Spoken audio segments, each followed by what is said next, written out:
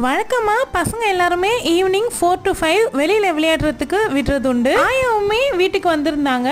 அவங்க என்னுடைய அம்மாவுடைய அம்மா. அவங்களுக்குமே போர் அடிக்குது அப்படின்ட்டு வெளியில பசங்க விளையாடுறத வேடிக்கை பார்க்கலான்னு உட்காந்துக்கிட்டாங்க. நைட்டுக்கு சப்பாத்தி செஞ்சுட்டு குருமா வச்சிருந்தேன். நெருக்கமான ஒருத்தவங்க உங்களை புரிஞ்சுக்காம உதாசனப்படுத்தி பேசுறாங்க அப்படின்னா நம்மளும் அவங்கள மாதிரி நடந்துக்கணும் அப்படின்னு எந்த ஒரு தேவையுமே இல்லை. வயசுல சின்னவங்களா இருந்தாலும் சரி, பெரியவங்களா இருந்தாலும் சரி, எவ்வளவு நெருக்கமான உறவா இருந்தாலும் சரி, உங்க உறவே வேணாம் அப்படின்ற அளவுக்கு பிரச்சனை பண்ணி பேசுறாங்க அப்படின்ற பட்சத்துல நீங்க அந்த மாதிரி ஆட்கள் கிட்ட இருந்து விலகிடுறது ரொம்பவே நல்லது.